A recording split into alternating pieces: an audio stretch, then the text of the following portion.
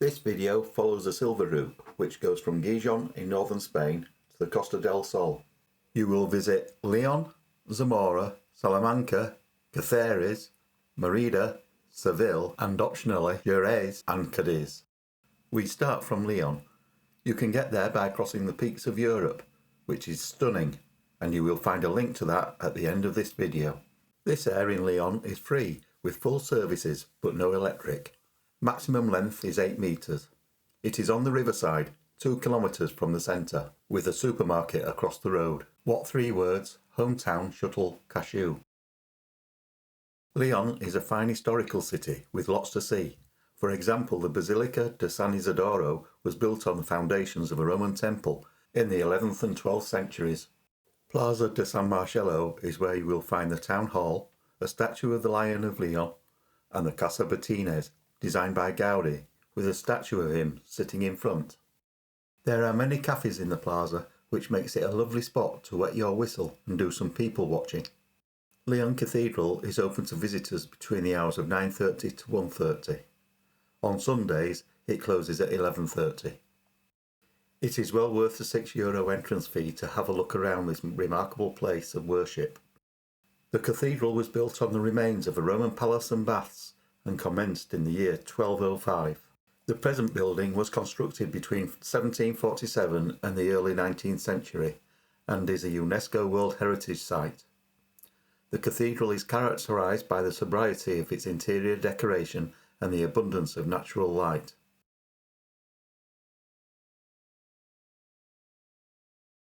From the cathedral, visit Plaza Mayor with the Church of San Martin, and then head for the riverside before walking back to the air.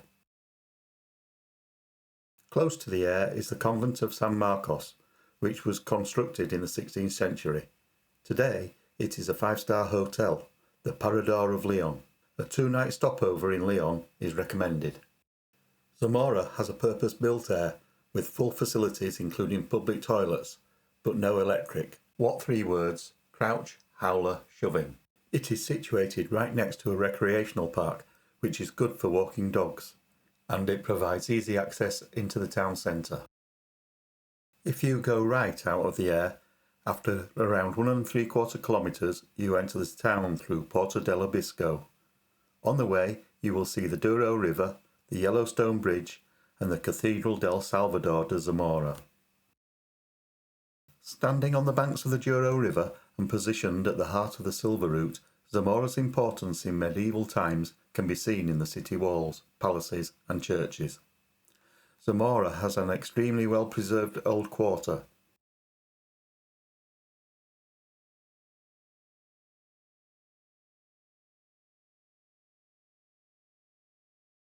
After walking through the medieval streets, you enter the Plaza Mayor, where the hustle and bustle of Spanish life plays out before your very eyes. The plaza has many interesting buildings and plenty of bars and cafes to relax in. On an evening, the plaza comes to life and has a great atmosphere. The bar in the corner has an extensive tapas menu which includes frog's legs. The prices are very reasonable and the food is great. You will definitely enjoy an evening in Zamora.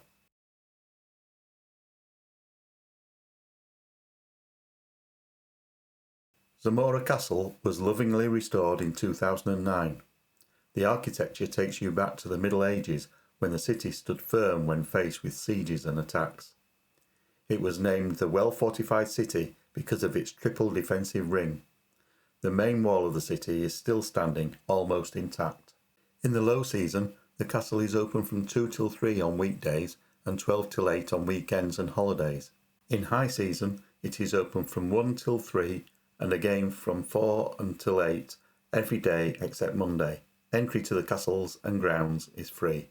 A 2-night stay is recommended to see all the city has to offer. From Zamora, it is a 1-hour, 80-kilometre, 50-mile drive to Salamanca. Here you can stay just outside the city at Camping Regio. This is a commercial site with all the facilities you would expect. There is a service point, a camp shop and snack bar, and a swimming pool in high season. What 3 words? Covers, bead, deducts. It is linked to a hotel where you can get discounts in the restaurant. The site is quiet in the low season. A local bus stops right outside the gate of the campsite and it will take you into the centre of Salamanca in 25 minutes. On the return trip, ask the driver if he goes to the camping Regio, as not all buses go that far. The toilet block was dated, but it was kept very clean during our visit. Toilet paper is provided. The showers were also quite warm. The number 3 bus stops right outside the gate of the campsite and drops you off at Plaza Para, where you cross the road and head up towards the ornate central market with its stained glass windows. Just across from the market is the grandiose Plaza Mayor, which is surrounded by shops, bars and cafes. You will also find the tourist information here.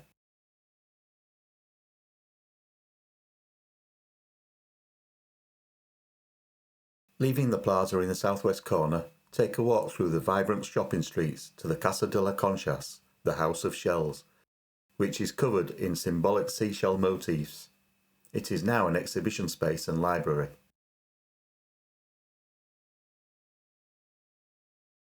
Directly opposite the House of Shells is a large university building with a very dominating entrance door. Here you see many people looking at the ornate carvings around the door for the legendary frog, but alas, their search is in vain, as this is not the correct door.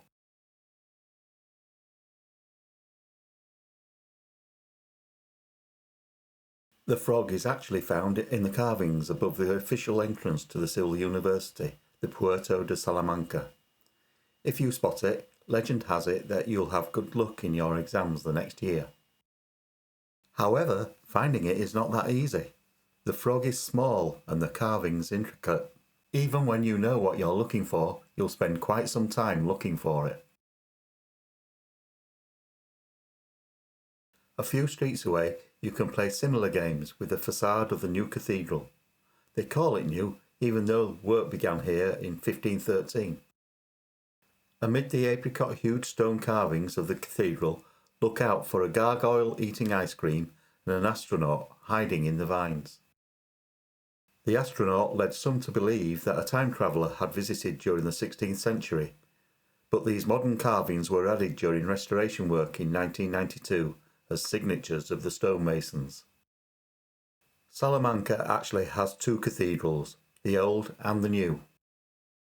The old cathedral was built in the 11th century and can be seen on the south side of the cathedral, with the original conical dome still prominent.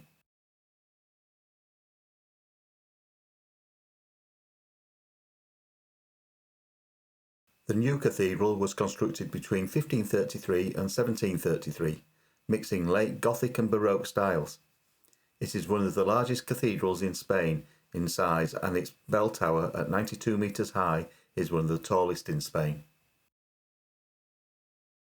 You will be entranced by the amazing stonework as you walk around this beautiful structure.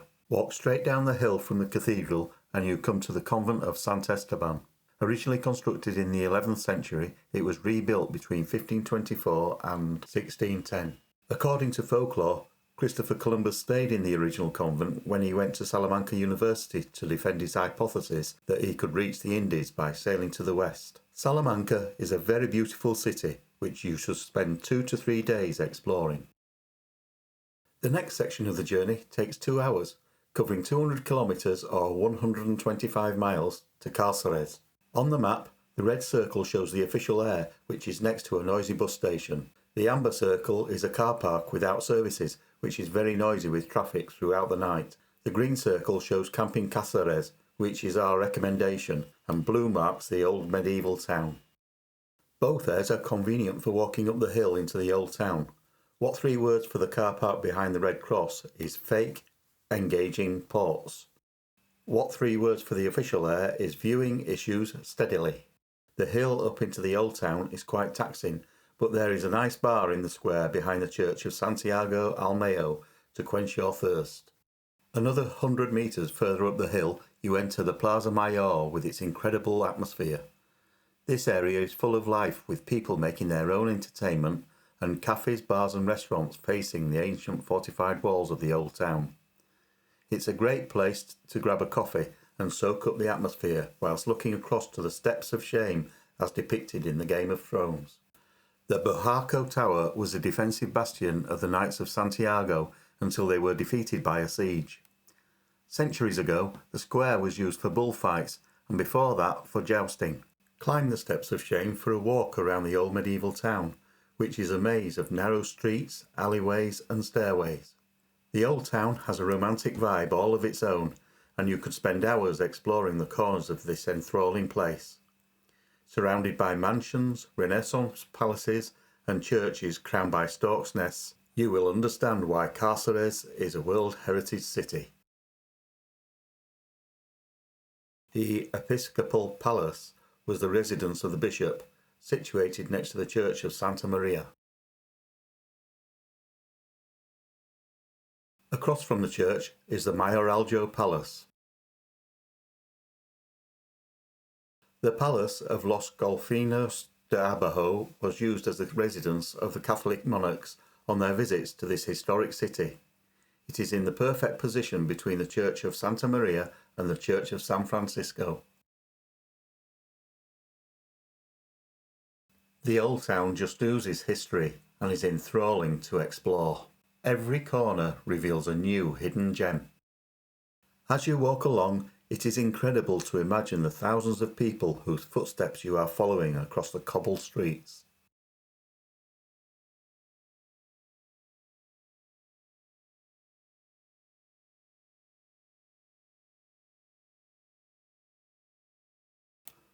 These two buildings make up the City Museum, which is also interesting to visit.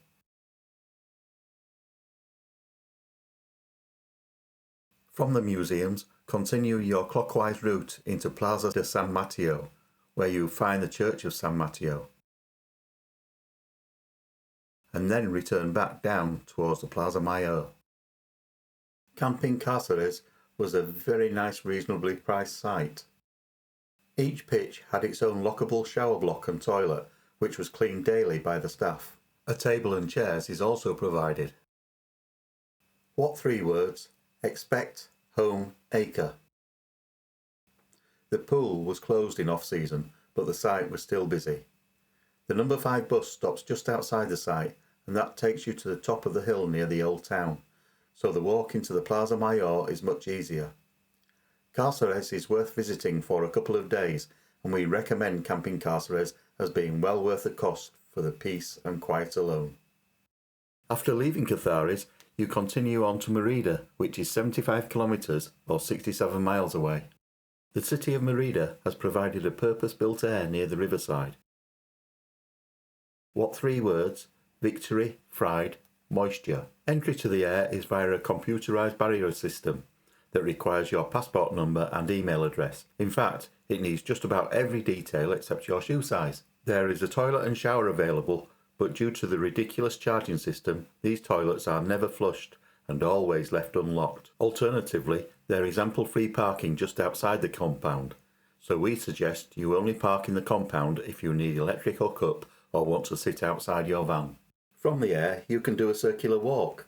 Go through the park to the Roman aqueduct and into the centre, passing by Roman ruins including the Temple of Diana and the Roman Theatre, eventually coming to the Plaza de Espana.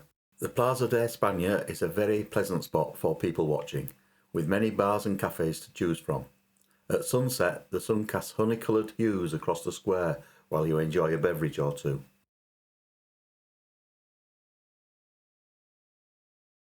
From the plaza, continue on past the Alcazar and then back along the riverside. After walking around the city, you can decide whether to stay the night or continue on to Seville, which is another 2-hour drive of 190 kilometres or 120 miles. Stopovers in Seville are few and far between. Many people use the marina at Puerto Galves, just south of the city. It costs €23 a night in low season and €10 more in high season with electric. However, the facilities are poor and unkept, and the parking is tight and overcrowded. What 3 words? Pleasing, guitar, jazz. It has full services including toilets, showers and laundry, and a restaurant too. There is also a small supermarket nearby. The pitches are situated next to the river, with spaces for tables and chairs for you to relax whilst watching the riverboats pass by. You can catch the 140 or 141 bus into the centre of Seville from a bus stop just 150 metres away. Leaving the bus just after crossing the river, it is a short walk along the riverbank to the Plaza de Espana. Plaza de Espana is found in the Maria Luisa Park and was built for the Ibero-American Exposition of 1929. This plaza and its palace is quite unique in the world. It is built in a semicircle, 170 metres in diameter, and includes a half-kilometre long canal for boating. All around the lower perimeter of the plaza are tiled areas which represent different provinces of Spain, including Murcia, Madrid, Leon, Granada, Castellón,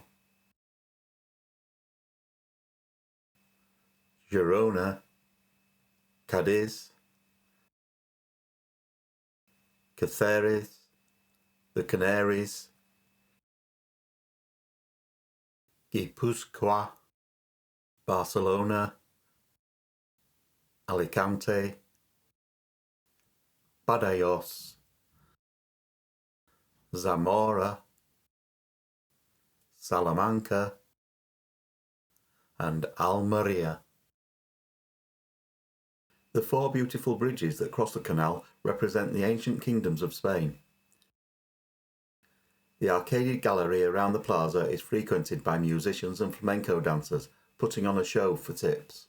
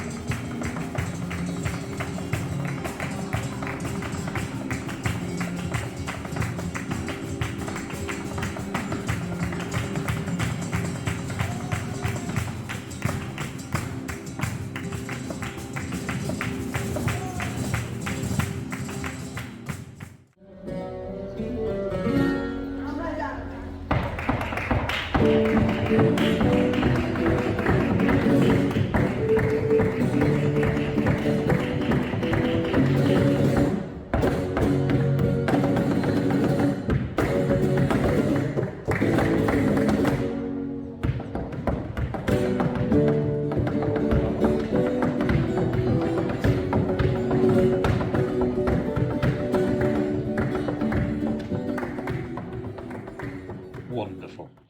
Easter time in Seville attracts lots of tourists who come for the famous Easter parades. The streets are also barriered off for seating, making it into quite a crush and hard to get around in the hot temperatures. Although you can still find quiet back streets where you can get good tapas for a few euros. Unless you specifically want to see the Easter parade, we suggest you stay away for the weeks either side of Easter.